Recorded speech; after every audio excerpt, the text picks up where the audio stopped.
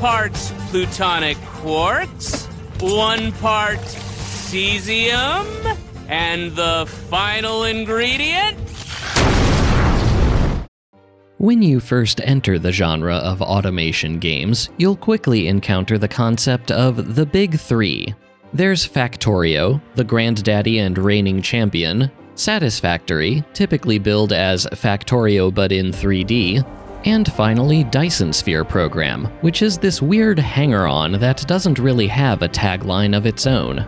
Like many longtime Factorio players, I've never really felt the need to branch out, but lately I've found myself idly musing about Dyson Sphere. For a game seemingly without a one-sentence identity, what exactly has it done to earn a position in the genre's pantheon? Well, I'm the one with the YouTube channel, so I decided to go and find out. This is my first game, so we're just gonna leave all these settings on default. I have been warned that default enemies are pretty tame, but I want the typical new player experience. If they suck, they suck. I also leave the tutorial settings on default, which, spoiler alert, are a little bit broken. We start with an intro cutscene spouting some poetic-sounding nonsense in a very flat voice. The seed evolves in iteration. It certainly does play up the combat, though. Technically, Dyson Sphere Program is still in early access, and combat was the most recent major update, so I guess it makes sense to highlight it. Alright, let's get this game started. Apparently, Mr. Flatvoice will be our advisor. You should be able to adapt to the laws of physics here in no time. He asks us to pilot the space capsule towards the planet, a strange request given that we're already perfectly on target. Our enemies are called Dark Fog, a machine race that's aiming to build space-based energy infrastructure just like we are. Apparently, this entire star cluster ain't big enough for the both of us, so we'll have to deal with them eventually.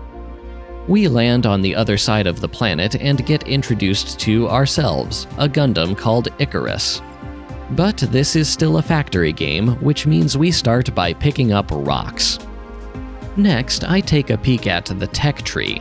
Looks like we complete research either by crafting Factorio science pack equivalents, or by buying them out with metadata, whatever that means. There's also a totally separate tab just for upgrades to existing technologies. It does present itself more cleanly, but the downside is that there will be semi-hidden prerequisites.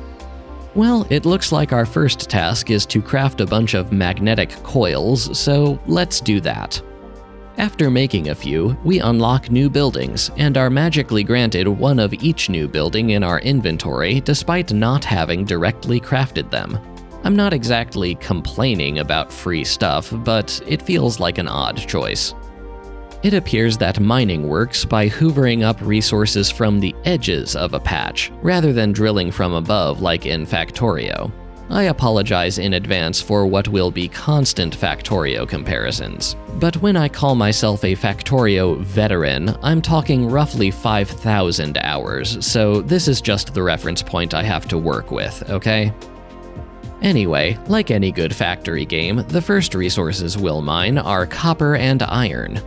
That requires power, which here starts with wind turbines rather than coal burning. You can burn coal in Dyson Sphere, but it's not exactly encouraged. Turbines are cheap and have built-in power distribution areas, which are circles rather than squares. Also, the first major point to Dyson Sphere over Factorio. You start with construction bots. Smelting our newfound ores requires some research. Good news, smelters run on electricity, which again means no coal burning. Bad news, they need recipes configured, which presumably means some input ingredient will have multiple possible outputs. Good news, you can copy and paste recipe settings. Bad news, the default copy and paste keybinds are the less than and greater than keys for some reason. Say what you will about my just being used to the way Factorio does things, and yes, I know you can rebind them, but personally, I'd prefer such an important quality of life feature to not ask me to take my hands away from the default keyboard or mouse positions. As predicted, iron ore can be smelted into either plates or magnets, and stone into either bricks or glass. Another fun quality of life feature that Dyson Sphere has over Factorio, you can set how many of each item you want to handcraft at once. I was a bit worried the game would forget your selection upon closing the menu, but nope, it remembers. That's a nice way of saving a few extra clicks. After that, we finally get our basic assembling machines. We also get inserters, which are called sorters, and conveyor belts, which are called conveyor belts. My Factorio brain is quite tempted to set up an enormous smelting column, but I have no idea how much of any of this stuff I'll actually need yet. So rather than risk overbuilding, for now we're just going to make one smelter for each intermediate recipe and take from them to handcraft our supplies. Then we unlock red science, which is blue. Okay, another plus and another minus for quality of life. The hotbar in Dyson Sphere is great. All the stuff you need categorized and organized in a nice hierarchy, everything only 2 clicks away at most. You can even double-click an item to go straight to the handcrafting menu to make more of it. But if you single-click the same item when you don't have any in your inventory, it gives you an audible insufficient materials alert without waiting for the second click or lack thereof. So if you're double-clicking the hotbar as a shortcut to the handcrafting menu, this alert gets triggered constantly. Simply changing the double-click to a right-click or a shift-click could have avoided this. It's here that I notice the metal ores are represented as cubes with icons of ores stamped on top. And yes, that will be a theme. Labs both produce and consume science matrices in Dyson Sphere, depending on the recipe you set. They also stack vertically. I didn't realize it for a while, but that applies to production labs as well as consumption labs, so don't make too much fun of my eventual matrix builds. And don't get too excited for a truly vertical cityscape factory either, because only labs can do this. Anyway, blue matrices are easy, just an electromagnet and a circuit board. It seems you can place turrets directly on top of an ammo belt to feed them, which makes it easier than Factorio to set up a defensive perimeter. And on that note, here's the first attack of the run. It's all of 3 units, and I didn't even need to set up any turrets because the mecha's built-in weapons take them out easily.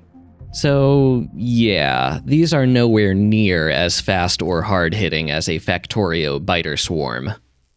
It looks like the base won't repair itself unless we research a special building called the Battlefield Analysis Base. If you're a Factorio player, don't let the name fool you. These are basically construction-only roboports with free included bots. While we're researching more stuff, let's set up a stone mine and smelt some stone intermediates.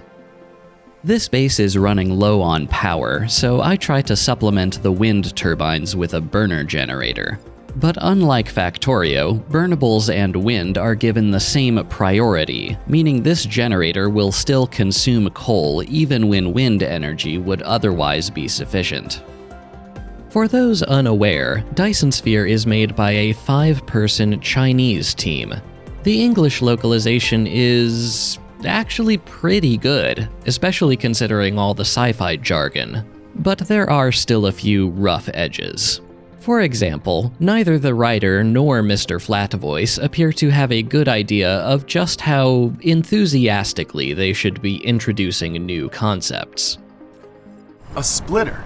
But on a more positive note, dark fog attacks increase proportionally to your total power consumption, which is a nice and tidy way of avoiding something like a pollution mechanic while still scaling with the player. I also appreciate how these chonky splitters can be configured as 1:3 or 3:1. But with every step forward must come at least one step back. Here I discover that you can't upgrade or downgrade sorters just by placing one of a different speed on top of an existing one. Yes, I know there's an upgrade tool, but if you want to downgrade, you have to delete and replace it. Speaking of speed, turns out we can upgrade how fast the mech moves. Thank the stars. For some reason, we need to unlock the ability to automatically replace destroyed buildings, as well as the ability to create blueprints. Okay, I'm just talking when I should be automating. No more hand-feeding these labs. It looks like Factorio's modules come in consumable spray form now.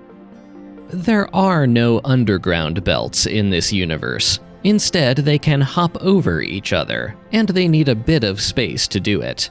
Between this and the size of splitters, I feel like this game applies an appropriate level of punishment to main bus designs.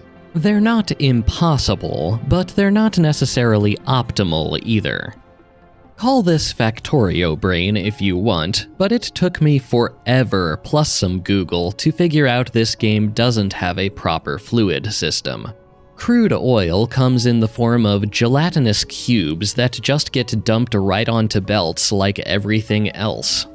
Okay, no, actually this game has half a fluid system. Apparently you can fill storage tanks with fluid products, which are then stored as a fluid quantity instead of discrete items. But you still have to belt it in and out. It's in part because the rest of this game has felt quite well designed so far that this particular mechanic feels so remarkably half-assed.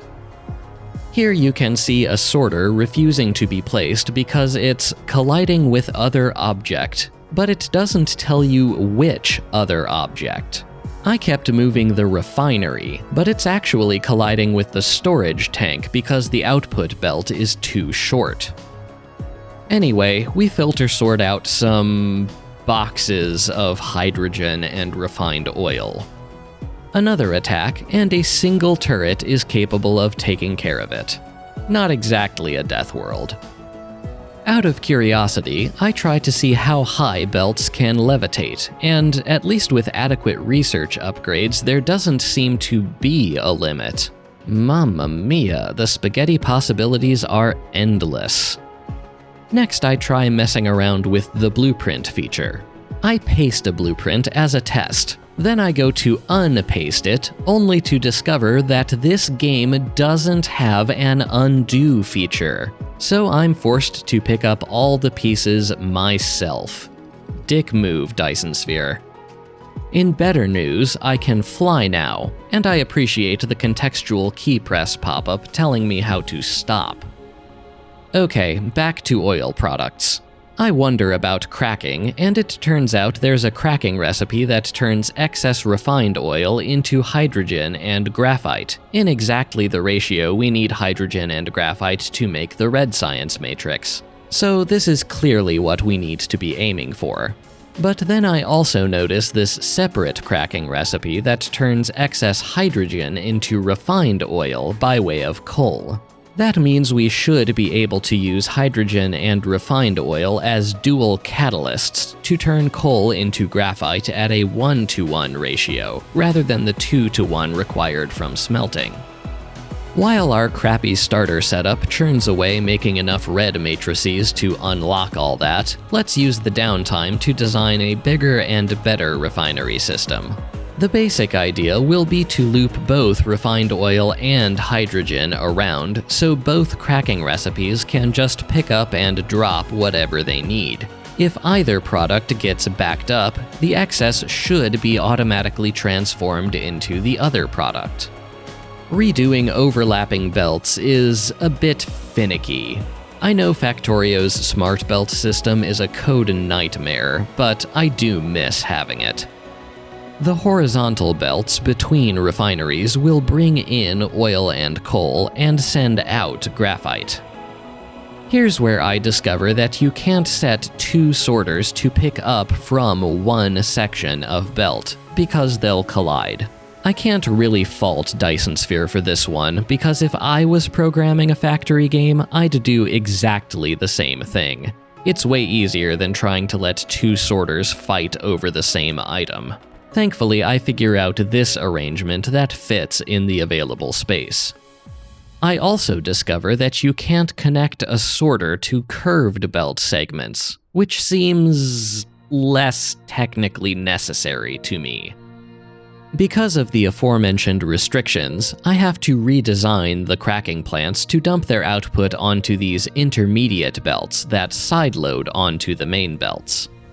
Another dark fog attack, and this time they actually do manage to take out a couple of wind turbines, because I didn't have a turret nearby and I couldn't see where they were coming from, but they're still easy enough to take down.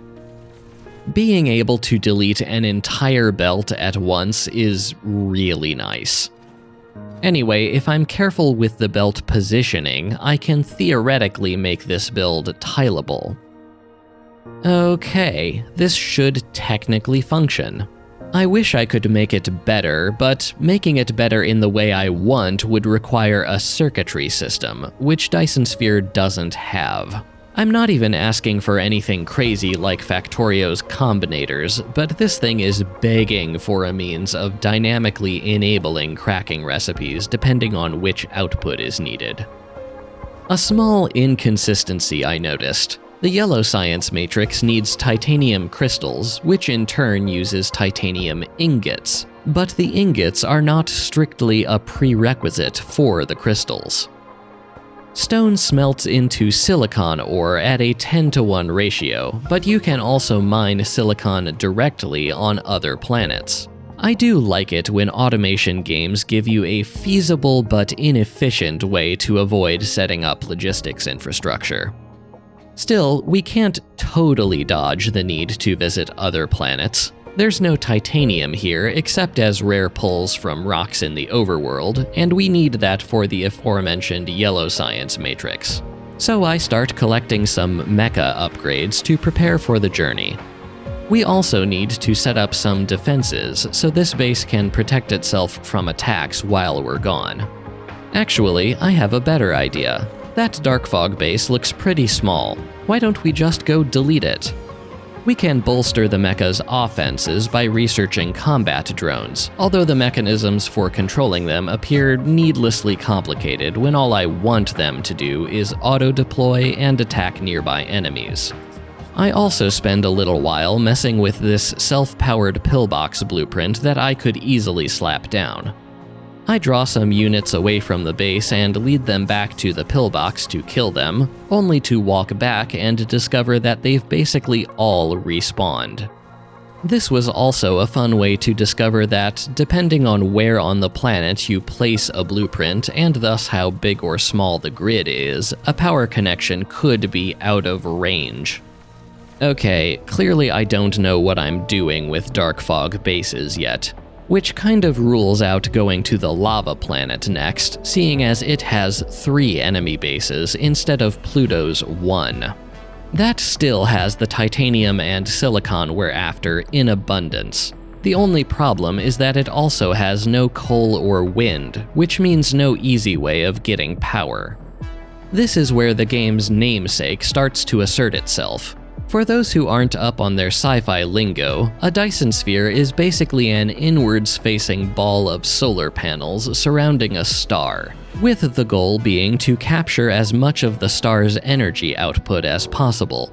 And the next step on our main quest line is to build a protosphere of sorts, a bunch of solar sails orbiting the sun to send energy, and a ray receiver to receive their energy anywhere we want. We'll need more science for that, so I go to tile the oil build, only to discover that this game has no force build option like Factorio. So I have to manually place a bunch of foundation into this lake to give myself a solid surface to build on. But after doing that, we paste it and yeah, seems pretty tileable. I hope this convinces any channel newcomers that I can make good designs if I care to. Then it's time to build the actual solar sails, which are pretty simple. Just glass into prisms and add circuits to make photon combiners, then add graphene to make... Oh, wait a second, we don't have graphene yet. Okay, Graphene is a product of graphite and sulfuric acid, and if Factorio has taught me anything, it's that the acid will require a water pump. But unlike Factorio, the other two ingredients for sulfuric acid here are stone and refined oil, but thankfully we already have both of those. We have to cook some spaghetti, but we make it work. And that's graphene. Easy peasy carbon squeezy. Once we use that to make the solar sails, we then need to launch them into space with this glorified railgun turret, which for some mysterious reason needs a bit of clearance from any surrounding buildings. That necessitates this extremely stupid belt just to span the distance. And off they go.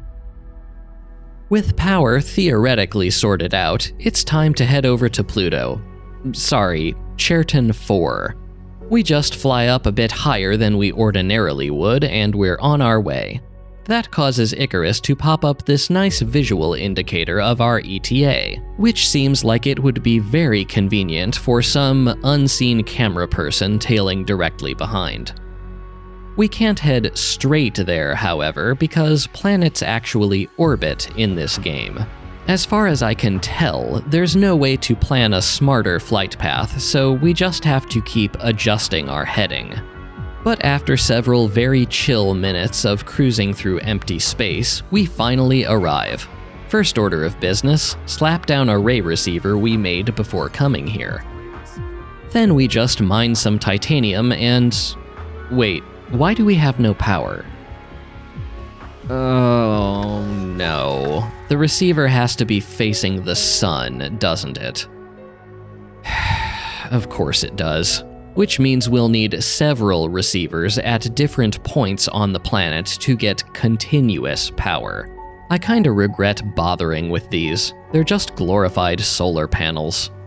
They're also fairly expensive to make, so for now we're just going to put up with power being intermittent. We now have a threat level from the Dark Fog's Hive, which appears to be their space base. At least that threat seems to be progressing slowly. Again, we have no combustible materials here, so Icarus has to rely on wireless charging. That's kind of a tall order for such an unstable power grid. Anyway, I place down 4 ray receivers at the planet's equator, one every 90 degrees, and connect them to each other with a ridiculous string of power poles. All this trouble for a measly 22 megawatts of power, and we have to keep launching solar sails to maintain that because they only have a lifetime of 90 minutes each. Even at the local 70% efficiency, I could probably get more power than that from pure solar. Wait a minute. I could probably get more power than that from pure solar. Why don't we just run a gigantic ring of solar panels around the equator? We have tons of silicon here, and it would give us perfectly continuous power delivery. Unrelated, this is when I discover that you can click and drag to build many things in a row.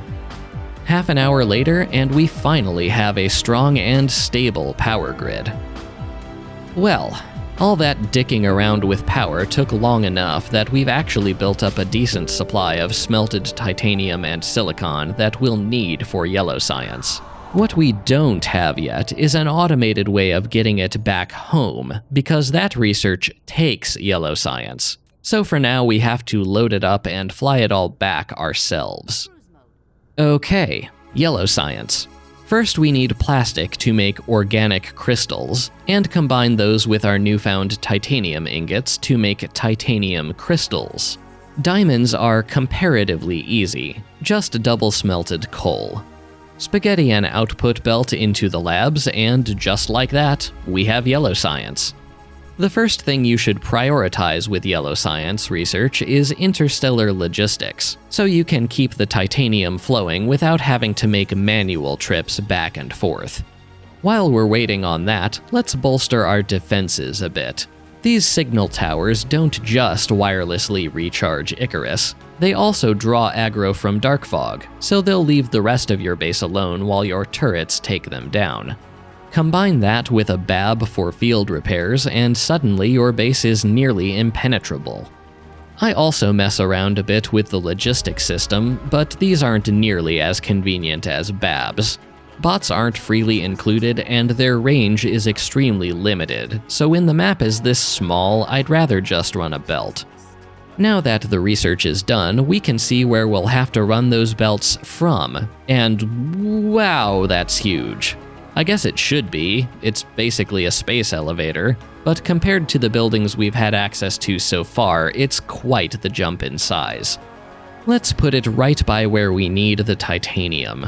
That makes enough sense for now. Now we need to drop in a logistics vessel to actually make the journey. We'll set up this station for local demand and remote supply, because the demand is here and the supply is over there. But nothing's going to happen without another station on Pluto to draw from, so let's head back over. As with the other one, this will go right by the titanium.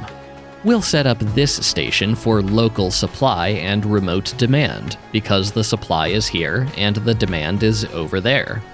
So why is nothing moving? Because apparently the directionality that made perfect sense to me was exactly backwards. At least we can fix it from here. But there's another problem. I assumed the vessel's carrying capacity of 200 meant 200 stacks, because how silly would it be if a massive interstellar cargo vessel could only carry 200 items? But no, 200 items.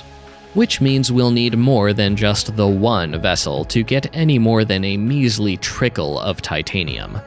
Those vessels take high-strength titanium alloy to make, which thanks to its acid requirement can only be made on Novice.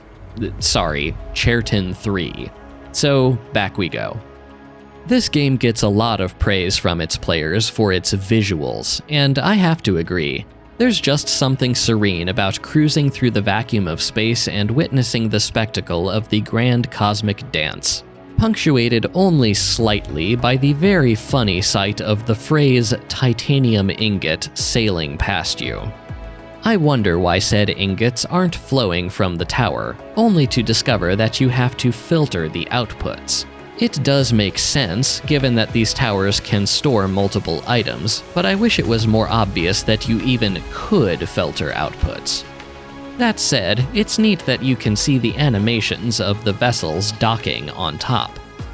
Anyway, now that we have a slow but steady titanium supply, our next yellow science researches will be upgrades to the speed and carrying capacity of logistics vessels, so we can get more titanium and thus more yellow science.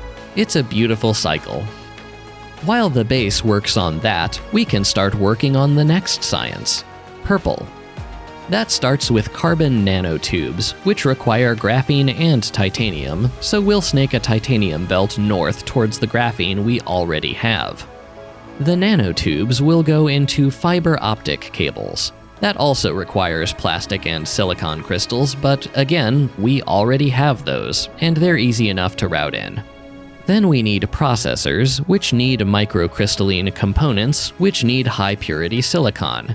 Yet again, we technically already have these, but they require a ton of stone, so it would be better to ship both the high-purity silicon and the crystals in from Pluto. But we'll get to that later. Anyway, we just hook up the fiber optics and the processors to some labs, and... The sorter what? is a connector Why are you... that moves Yeah, items I know how between sorters systems. work by now. Simple. Shut up.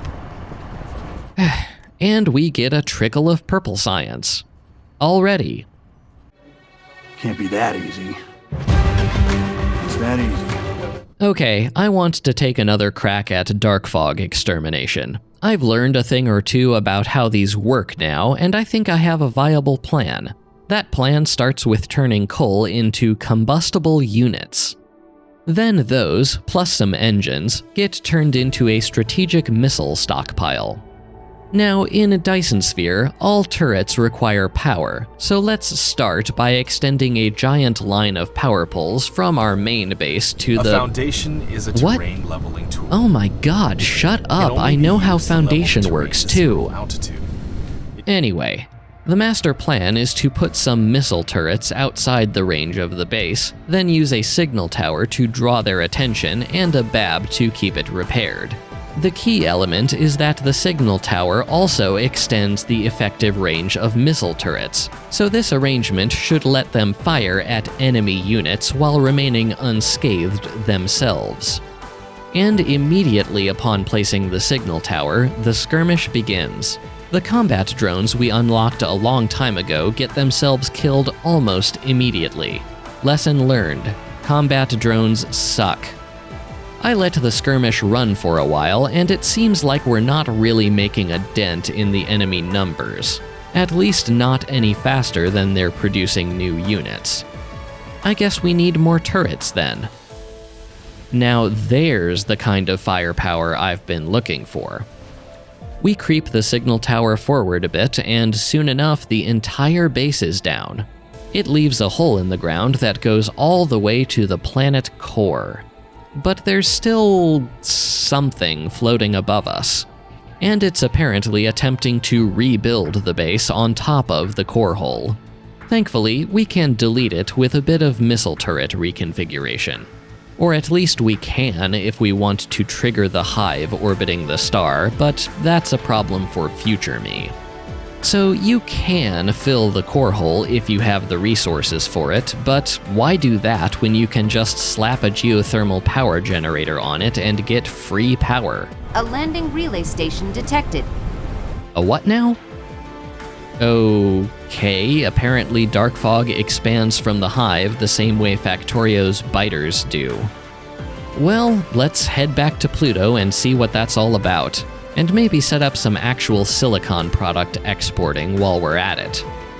Apparently, the new base landed right next to my beautiful line of solar panels, and then got mad that the solar panels dared to exist near them. Good thing I brought missile turrets and plenty of missiles with me. I can't make these locally because, again, no coal for the explosives on this planet. We quickly take care of both bases and their landing relay stations. The hive is pretty pissed off now. But hey, I'm not saying no to free geothermal on a planet with only crappy solar. Anyway, we finally moved some silicon products into the logistics tower, and When building a conveyor belt. oh my god, confirm it's shut starting up, I point know and how end conveyor point. belts work too. I checked and I didn't change my tutorial settings, so I have no idea why it's doing this. Speaking of landing relay stations, guess who decided to show their lack of faces again on Novice? I'm no longer sure that pissing off the hive was actually worth it. You know what, why don't we do something about that? This planetary shield is supposed to block attacks from space, at least to some extent, so let's make one and see how it works. It requires a ton of power, at least when charging up, but soon enough we have a growing... You know what, let's just not comment on that. Well, there's not much else to do right now besides wait for yellow-dependent research to finish. But to be fair, our yellow science build sucks, so let's kill some time by designing a better one off to the side here. Any good build starts with actually caring about proper ratios. Let's plan for 1 yellow science every 2 seconds. We'll lay this out more or less like the oil cracking design, where... When building a conveyor Oh belt. my god, confirm it's shut start- up! We'll lay this out more or less like the oil cracking design, where pairs of 1 input ingredient belt and 1 intermediate belt will be set between rows of production buildings. I struggle for a while trying to decide where to place the titanium crystal and actual science production, since they don't map cleanly onto this chemical plant layout. Eventually, I put them in line and slightly offset at the bottom and call it good enough. But with proper ratios comes increased footprint, and this just won't fit where the old build did. This spot to the south of the main base seems like A foundation Oh is a my terrain god, leveling would tool. you shut up? Slap down a new water pump, route in the input ingredients, and soon enough we're making yellow science at a much more respectable pace. Then we just have to rebuild some of the intermediates we were swiping from. Getting the sulfuric acid back out requires us to use some of that extreme belt elevation tech we unlocked a while back. Purple science is still churning along, albeit slowly. It's limited right now by silicon import speed, but that should gradually sort itself out. Once that happens, though, the bottleneck would become processors, so let's actually bother to ratio out a better processor build. With yellow and purple shored up, there's just one more colored science left to go. Green science is a massive spike in difficulty compared to purple, so strap yourselves in. Okay, green science takes gravitational lenses, which takes strange matter, which takes a load of deuterium, meaning 2 loads of hydrogen, plus whatever that purplish canister is. I spent some time browsing and couldn't find it because, again, this tech tree doesn't actually map out every prerequisite. So add on some mystery complexity for those canisters. But that's just one half of green science. The other half is quantum processors, which besides ordinary processors, also take plane filters, which take high-strength glass, and Casimir crystals, which take even more hydrogen. That alone makes this process extremely oil-intensive, and that's not even counting some lesser-needed ingredients. You might think we'll need an absolutely massive influx of new industry to get any more than a trickle of green science, and you'd be exactly right. So I scout out this space to the east to test out some ratios. Then I'm interrupted by another relay station landing, and getting rid of this one will require triggering the hive. Let's hope the missile turrets I already have will be enough. But the hive only sends all of 5 units. They seem pretty tanky, but my turrets eventually do the job, and the shields we put up should have blocked any damage. Anyway, let's be generous and say I want 1 green science every 3 seconds. Thankfully, that means we only need 1 gravitational lens assembler and only 2 of these Republic Senate-looking particle colliders to feed it. 1 to turn hydrogen into deuterium, and the other to turn deuterium into strange matter. Another major quality of life feature that Dyson Sphere is missing: cut and paste. I didn't leave myself enough room between assemblers here, but rather than being able to cut them from their current position and paste them upwards a couple tiles, I'm forced to delete most of it and start from scratch. I'm making all these designs with integrated smelters, not because I need the raw ores anywhere, but instead because I just feel like it. The stuff on top here is all making electromagnetic turbines for particle containers. Those were the mystery purplish things, by the way. I'm skipping over most of that because it's not very interesting, just plates and gears and coils. These plane filters for the quantum processors and their component high-strength glass actually require a decent amount of scale. I'm setting the titanium crystal assemblers here above the plane filter assemblers so they can share a titanium ingot input belt. I also want to make the organic crystals for the titanium crystals on site, rather than trying to siphon some off the yellow science and kneecapping both builds in the process. All of which gives us this, and that's just for the quantum processors. Adding in the gravitational lens build gives us this behemoth. Now, in theory, we just have to hook up the ingredient belts. Some of those are dead simple, and others are less so. But this is why I left such a big gap between this build and the rest of the base. For belt spaghetti. Actually, scratch that. We're not done building new infrastructure yet. Remember all that hydrogen this build needs? Thankfully, we have a couple crude oil seeps nearby, so I lay down another couple of cracking tiles.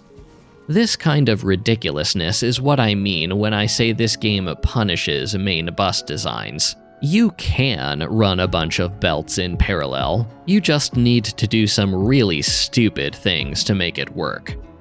Did I mention all this needs graphene too? We're already making some back at the main base, so we'll route any excess over here for now and worry about making a dedicated graphene supply in a bit. Here's where I remember that Casimir crystals are an ingredient in plane filters, not quantum processors. But there's just enough room to rearrange some belts to route them where they actually need to go. Once I also remember to give the quantum processors a path into the labs, we are making green science. At least until the hydrogen supply chokes on graphite and kills the whole thing. But I have a brilliant solution. Just burn any excess graphite for power. I could use a bit of extra power anyway, so into the incinerator it goes. Here's some more turbines to supplement said power.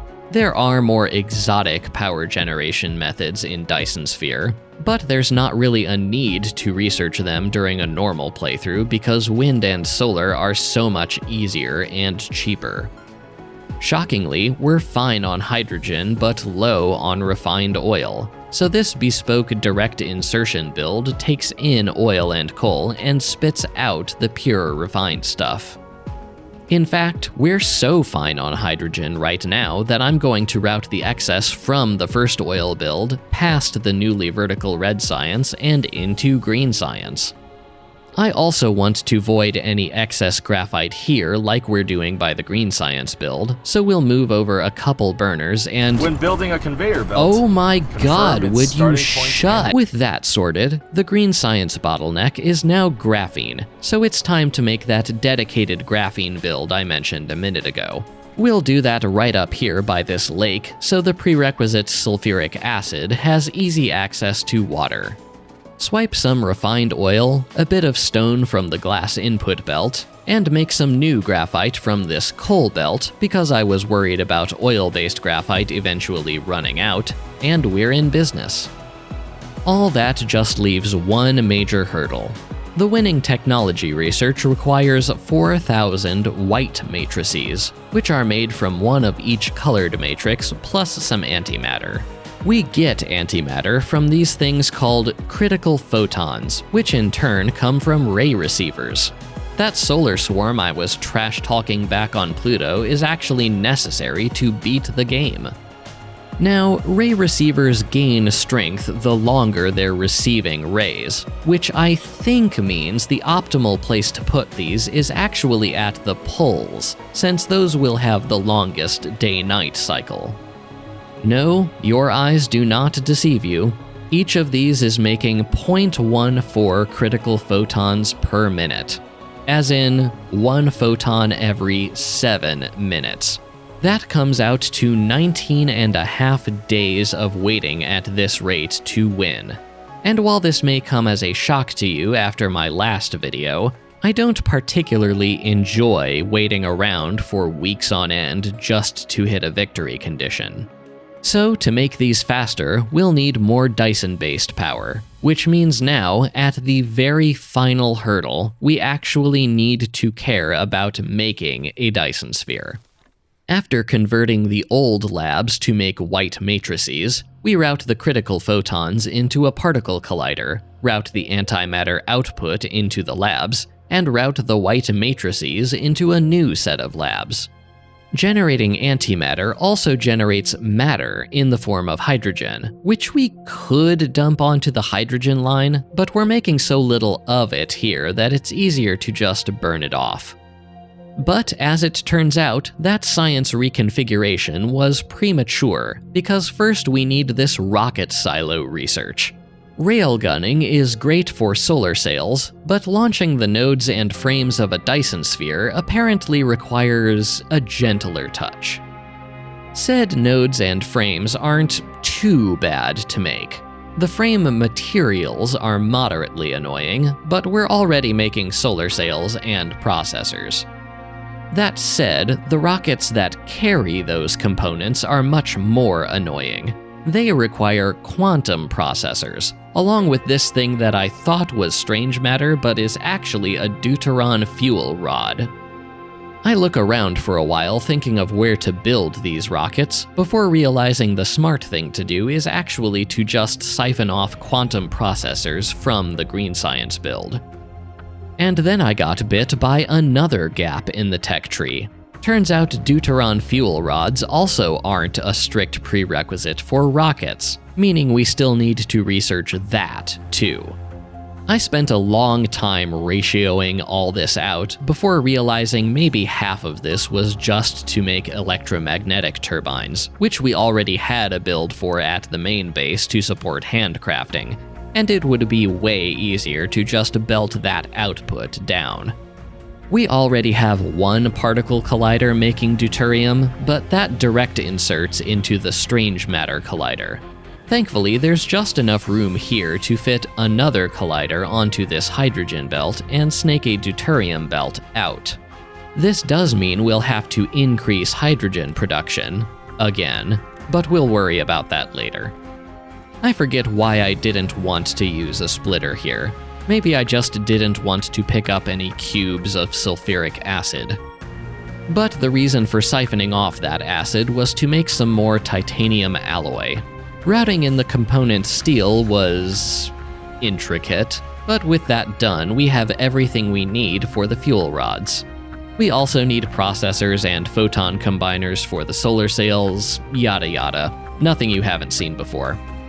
At this point, the sanest way to get graphene over here is to just extend the graphene input belt from the green science build. We need that graphene to make carbon nanotubes for the frame material, along with more titanium alloy and high-purity silicon. And just like that, we have our sphere components. Now we just slap those together with some fuel rods and quantum processors, and we have our rockets.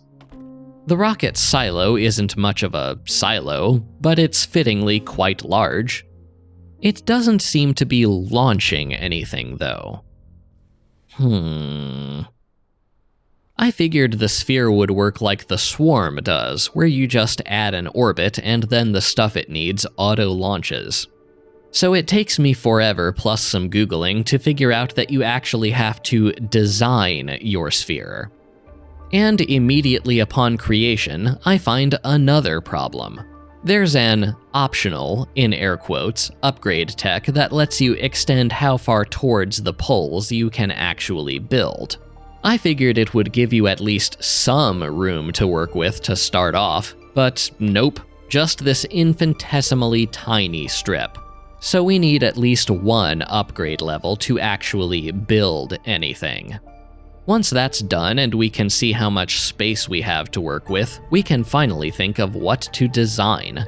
Sorry to burst anyone's bubble, but I am neither immature enough to draw a giant dick in the sky, nor am I egotistical enough to write my big dumb fascist name all over everything I own.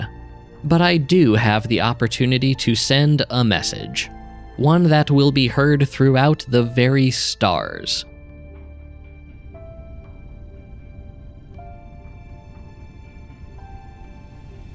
It's beautiful.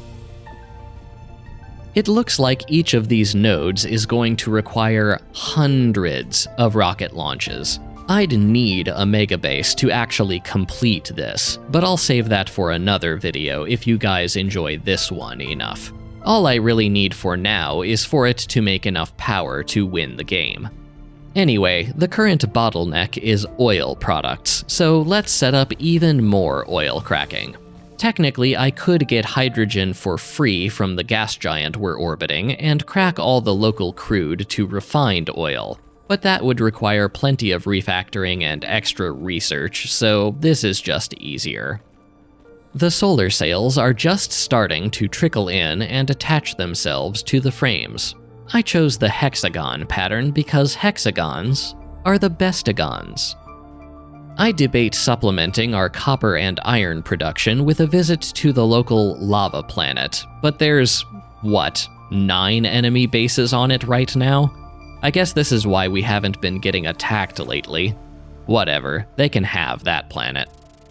The game also wants me to travel to a totally new planetary system, but besides the fact that there's just not much point right now, I'd need another new research to see if where I was going would be worth even more effort than the lava planet. Again, maybe something for another video. I swear this was the most rational belting decision to make. Ramping up antimatter production means ramping up solar sail attachment rate, which means we need to shoot more solar sails into space, so here's more railgun turrets. And soon we can see it starting to fill out a bit more. Anyway, our new bottleneck for sphere production is high-purity silicon, which probably means Pluto is running low, so we need to head back there to set up a new mine. But instead of flying there the slow way again, now we can do this. Warp engine activated.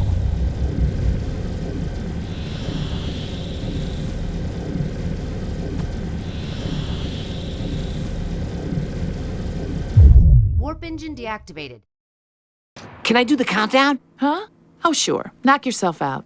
10, 9, Okay, we're here. 8, 7, 6, 5, 4, 3, 2, 1, blast off. After fixing that and warping back, I let it run overnight just to see how far it would get without my intervention.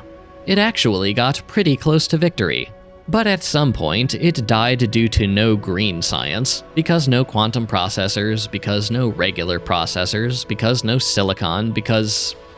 Wait, because no copper? Oh. Whoops. Well, I set up a new copper mine and now everything's happy again. There is infinite mining productivity research in Dyson Sphere, which would help us not drain resources so quickly, but I haven't been megabasing, so I haven't prioritized it. I have to say, it is pretty cool seeing the gigantic fragments of our sphere in progress floating in space. Well, now we're just waiting on the final few science packs to trickle in, so this is probably as good a time as any to talk about my general assessment of the game. In short, I quite liked Dyson Sphere program.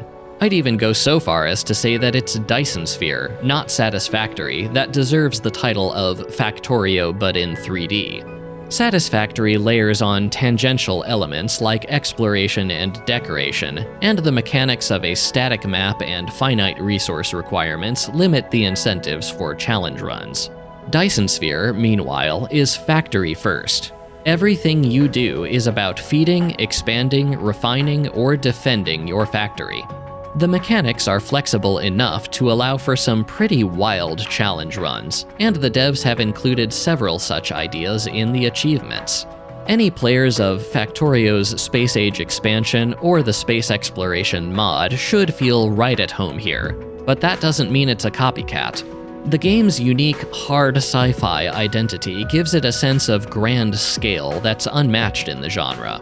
The planets being relatively tiny serves to make your factories feel bigger by comparison, and yet there's nothing that makes you feel small like gazing up at a nighttime sky and watching the clockwork mechanisms of the universe spin out before you.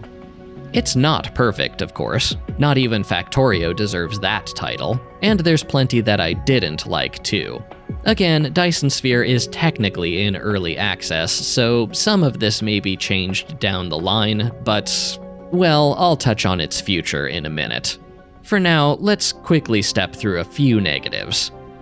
If the game isn't going to implement a full fluid system, it should stick to treating everything like a solid and delete the storage tank. Treating fluids like fluids, but only when they're located inside a specific type of container, causes more confusion than it solves.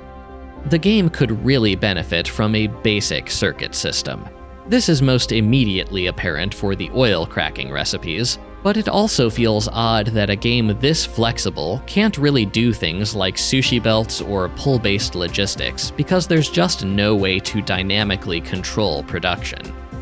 Some of the more complex mechanics, like logistics and even the Dyson Sphere itself, have pretty unintuitive user interfaces, which might be excusable if they were taught in a tutorial, but many of them aren't.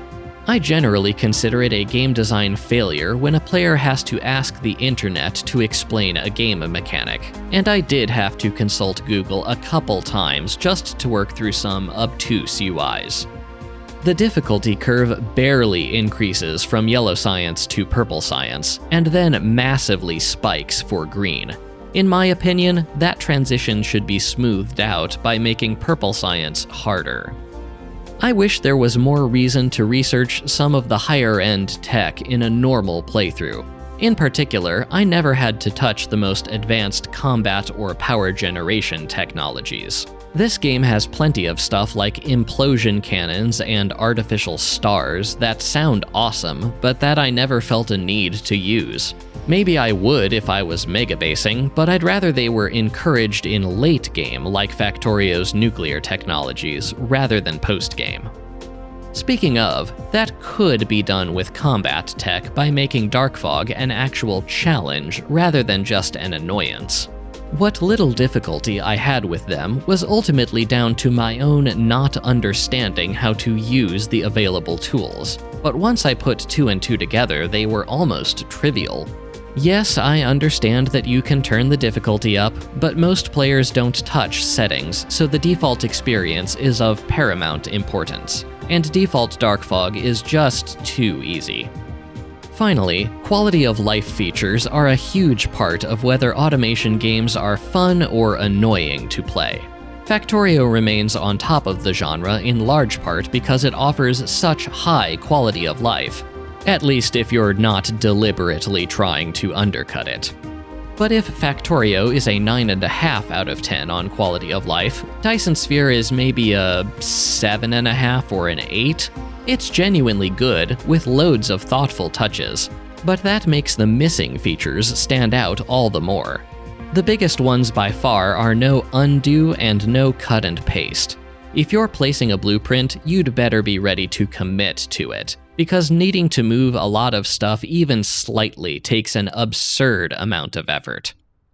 All that said, none of these are deal breakers, and none of them are baked so deeply into the game's core that they couldn't be changed. But the developers would have to want to change them, and that brings me to the biggest problem I have with Dyson Sphere program. It's not where the game is, and it's worth emphasizing again that despite all these complaints, I really did enjoy Dyson Sphere. No, my biggest problem is with where the game is going. See, while I was making this video, the devs released a blog post talking about the big new content patch they're working on, and it's vehicle creation. This left me very confused. I am a mecha, a Gundam. That is my player character in Dyson Sphere. I can already fly. I can already warp between planets in the blink of an eye. So what in the worlds would I want to create a vehicle for? At absolutely no point during my time in Dyson Sphere was I itching to build or ride in a vehicle, and I cannot for the life of me think of a positive change I would make to the game that would make me want to. This is a warning sign to me, because it feels like the developers may be losing sight of what their game is. Dyson Sphere program is an automation game. The factory is its essence. It does not also need to be Kerbal Space Program or Tears of the Kingdom on top of that. Just because vehicle creation is cool doesn't mean it fits here. I, for one, would much rather the developers focus on perfecting the game that is, rather than try to make it into something it's not. I hope this concern is misplaced, and that they'll find a way to integrate vehicles in a way that seems true to the game's nature. But I can't say I'm optimistic. All that said, do I recommend Dyson Sphere program? Yes, absolutely. But the early access ethos goes double here. Buy it for what it is, not for what it may or may not become. And with that, we have victory, along with an extra achievement for not mining any of the rare resources I didn't talk about because there just wasn't a need to travel to another star system before beating the game. Mr. Flatvoice offers his congratulations. Thank you, Mr. Flatvoice. You know what I think I like most about Dyson Sphere is the incentive to push into the post-game and make a megabase. It's not just that it has infinite technologies, although it does. It's that it asks you to design a massive Dyson sphere and then gives you the victory screen when it's only like 5% complete. Look at all that's left to do, it seems to whisper. So if you'd like to see me do more Dyson Sphere program, let me know. As always, I'd like to heap bountiful praise on all my patrons and YouTube members, whose amazing generosity is the only reason why these videos get made. Your kindness and support is worth every planet in the solar system to me. If you'd like to join their most excellent company, links are in the description, along with the link to my Discord server, where you can freely hang out with me and plenty of other like-minded nerds. Thank you for joining me on this journey towards becoming a Type 2 civilization, and I hope to see you again next time.